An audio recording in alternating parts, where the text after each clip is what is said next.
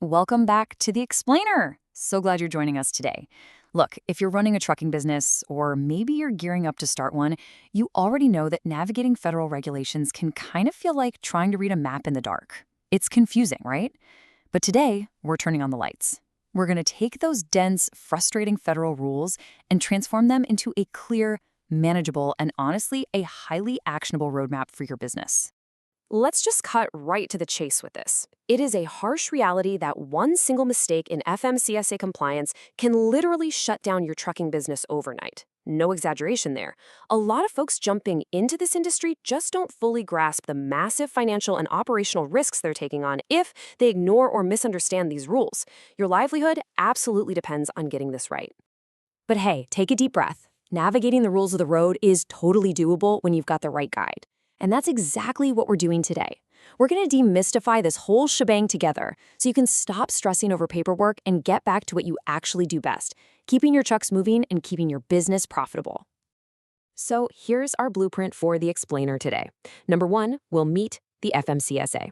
Number 2, go over essential setup requirements. 3, daily road safety rules. 4, the costs of non-compliance. And finally, number 5, staying fully compliant. All right, let's jump right in. Section 1, meet the FMCSA. So what does that alphabet soup actually stand for? The FMCSA is the Federal Motor Carrier Safety Administration. Basically, they're an agency within the U.S. Department of Transportation. Now, their core mission is kind of the most important thing to keep in mind here. They aren't just sitting around trying to hand out fines to ruin your day. Their ultimate goal is to reduce crashes, injuries, and fatalities involving large trucks and buses. So they regulate safety standards, enforce the rules, and monitor compliance just to make sure the entire industry is operating safely and efficiently out there on the road. Moving right along to Section 2, Essential Setup Requirements. Okay, so one of the most common things people get tripped up on right out of the gate is the DOT number versus the MZ number. Let's clear that up. A DOT number is essentially your unique identifier. The FMCSA uses it to track your safety records. You absolutely have to have this if your vehicle weighs over 10,000 pounds, if you transport hazardous materials, or if you carry more than 8 passengers for compensation. Now, the MC number, or motor carrier number, that's basically your permission slip.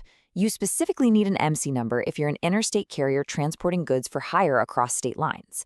Both of these are easily applied for online, and you literally can't operate legally without them. Right, so once you've got your numbers, you need to protect your assets. And the FMCSA actually requires specific minimum insurance tiers to do this. For general freight, you're looking at a baseline minimum of $750,000. Hauling hazardous materials, that minimum jumps to $1 million. And if you're dealing with high-risk cargo, think things like oil, chemicals, explosives, you've got to hold a massive $5 million in coverage. Listen, primary liability insurance is absolutely non-negotiable. If you don't have it, the FMCSA can and absolutely will revoke your operating authority. Period. Okay, let's shift gears to Section 3, Daily Road Safety Rules. Now we're getting into the physical day-to-day operations. The absolute bedrock of daily highway safety is the hours of service, or HOS rules. The government puts very strict limits on the amount of time a driver can spend behind the wheel, and the why is pretty simple. Driver fatigue is literally one of the leading causes of fatal accidents. So these HOS rules are built to force rest and ensure drivers stay alert.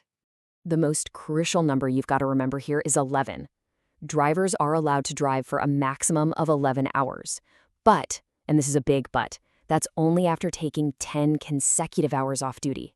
11 hours is the absolute hard line for actual time spent driving. Now, we need to contrast that 11 with another vital limit, 14. Drivers are allowed to work for a maximum of 14 hours in one single day. So what's the difference? Well, this 14-hour duty limit includes all the non-driving tasks you have to deal with. Waiting around, loading, unloading freight. Once you hit 14 hours of total duty time, you are done driving for the day. And that applies regardless of whether you've actually hit your 11 hours of driving time or not. There are a few additional HOS rules you really need to memorize too. First, after driving for 8 hours straight, you are legally required to take a 30-minute rest break. On top of that, you've got weekly caps. Drivers are limited to 60 hours of driving in 7 consecutive days or 70 hours in 8 consecutive days. And once you hit that weekly limit, you have to take a full 34-hour rest break before you can get back out there. It's all about making sure drivers aren't just completely burning out over a grueling week. You might be wondering, how does the FMCSA actually know you're following these rules? Well, enter the ELD, the electronic logging device. Honestly, the days of fudging numbers in a paper logbook are completely over. An ELD is directly connected to the truck's engine. It automatically records mileage, engine hours, and driving time. It pretty much eliminates any chance for fraudulent entries and gives auditors real-time tracking during safety inspections. It's a real game changer for accountability. Another huge daily requirement is drug and alcohol testing. Now, every single commercial driver has to pass a pre-employment test, sure, but they are also subject to random testing throughout their entire career. To put it in perspective, the FMCSA mandates that every year, 50% of a company's drivers must be randomly tested for drugs and 10% for alcohol. It's strict, for sure, but it guarantees that whoever is driving a massive commercial vehicle is completely sober and alert. Which brings us to Section 4, Costs of Non-Compliance. So what happens if you just decide to treat these rules as casual suggestions? Welcome to the danger zone, folks. If you let your insurance lapse, or if your drivers consistently exceed their hours of service, you are not just looking at a tiny slap on the wrist. You are looking at massive, painful fines. Catch a serious violation? That can lead to immediate vehicle impoundment. Plus, a poor safety record is going to cause your insurance premiums to spike exponentially. That is, if your insurer doesn't just drop your coverage altogether. And the ultimate penalty? The FMCSA can legally suspend your operating authority. That means shutting down your business right then and there. Game over. Let's move to Section 5, Staying Fully Compliant. Let's pivot to something more empowering, right?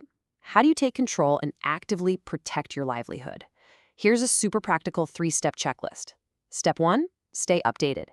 FMCSA regulations do change, so set calendar reminders, stay in the loop. Step 2, implement strict systems.